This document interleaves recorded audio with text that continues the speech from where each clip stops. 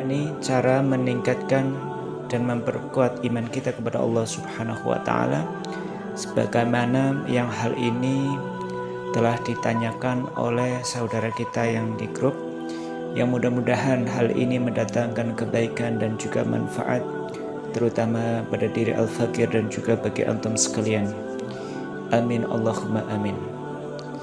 Sahabat, iman itu merupakan bagian yang amat sangat penting, sangat utama dalam kehidupan. Karena apa? Dengan imanlah orang tersebut memperoleh kebaikan, memperoleh derajat yang tinggi di sisi Tuhannya, di sisi Allah Subhanahu wa taala. Dengan iman itu orang tersebut ikhlas melakukan perintah Allah Subhanahu wa taala. Sehingga diperlukan cara atau langkah untuk menjaga iman tersebut.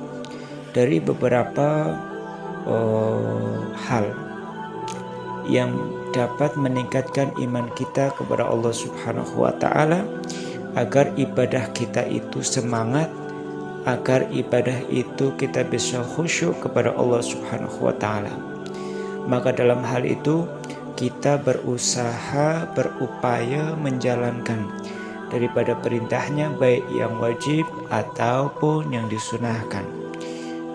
Salah satu hal bila mana iman kita sedang naik atau turun. Karena manakala seseorang pasti imannya naik, kadang juga turun.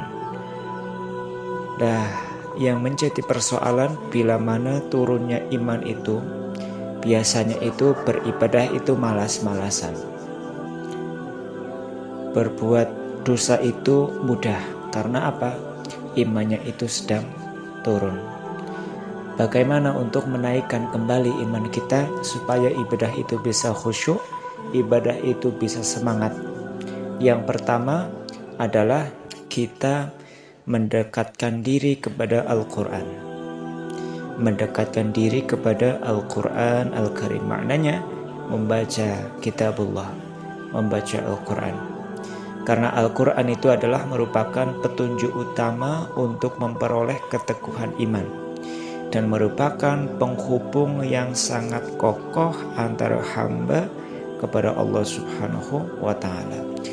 Barang siapa yang berpegang teguh kepada Al-Quran, niscaya Allah akan memeliharanya dan juga menunjukinya kepada jalan yang benar. Dan orang yang membaca Al-Quranul Karim akan mendapatkan rahmat Allah Subhanahu wa ta'ala. Maka dalam hal itu, tips pertama itu mendekatkan diri kita kepada Al-Quran. Maknanya membaca Al-Quran Al-Karim. Karena orang yang membaca Al-Quranul Karim akan diberikan diberikan rahmat oleh Allah Subhanahu wa ta'ala. Yang kedua, dimohonkan doa oleh para malaikat-malaikatnya. Yang kedua adalah berusaha untuk istiqamah dengan syariat Islam. Tips yang kedua itu berusaha menjaga dengan konsisten amal-amal kita, terutama yang wajib. Yang kedua adalah yang sunnah. Orang yang istiqamah terhadap agama Allah Subhanahu wa ta'ala, maka kepada orang tersebut akan diturunkannya malaikat, agar dia selalu merasa tentram di dalam hatinya, dan juga dengan istiqamah Allah Subhanahu wa ta'ala akan memelihara kepada kita iman. Kita tengok satu hadis Nabi sallallahu alaihi wasallam. Apa itu? Al-istiqamatu khairun min alfi karamah. Istiqamah itu lebih baik daripada 1000 karamah. Kita beristiqamah dengan satu amaliyah yang itu dijadikan wirid dzikir, itu lebih baik daripada 1000 karamah. Karena apa? Yaitu orang yang memiliki karamah pasti ia istiqamah di dalam ibadah, sehingga Allah memberikan kelebihan. Allah Subhanahu wa taala memberikan daripada hatinya itu rahmat, ya, akan keistiqomahan, sehingga memelihara kepada orang tersebut akan imannya, gitu. Ya. Hal yang kedua itu adalah memelihara secara konsisten akan istiqamah. Yang ketiga adalah berusaha menjauhi diri daripada perbuatan maksiat. Nabi Shallallahu Alaihi Wasallam menggambarkan maksiat itu adalah seperti halnya noda yang menempel kepada hati. Semakin banyak seseorang melakukan maksiat, maka noda titik hitam itu yang menempel kepada hati semakin banyak. Bila mana noda itu menyelimuti hati dengan keseluruhan, maka rahmat akan sulit, ya. Hidayah itu akan sulit juga kepada hati yang dipenuhi dengan maksiat. Maka dalam hal itu susah juga untuk menaikkan daripada iman kita. Ya, faktornya itu malas di dalam beribadah, ya, baik itu kurang semangat ataupun tidak khusyuk di dalam kita beribadah kepada Allah. Itu bila mana seseorang itu banyak melakukan maksiat, suka dengan hal maksiat. Itu. Maka di sini sesudah kita istiqamah di dalam beribadah, istiqamahlah meminta kepada Allah Subhanahu wa taala maghfirah. Astaghfirullahal azim. Ya. Yaitu menjauhi kepada maksiat. Yang keempat itu adalah bergaul dengan orang-orang yang soleh dan mengajak kepada kebaikan. Berteman dengan orang-orang yang soleh ini adalah merupakan salah satu faktor pendukung yang dapat mewarnai kualitas iman seseorang itu sendiri. Allah Subhanahu wa taala dan juga Rasul itu juga menyuruh kepada kita untuk lebih memilih dalam memilih teman, agar tidak menyesal di kemudian hari, karena teman bisa menjadi tolak ukur baik ataupun tidaknya agama seseorang.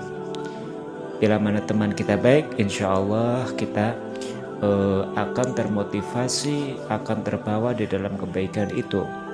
Bila mana teman kita itu jelek, selalu melakukan maksiat, ya, adu domba ataupun menggunjing, atau sukanya itu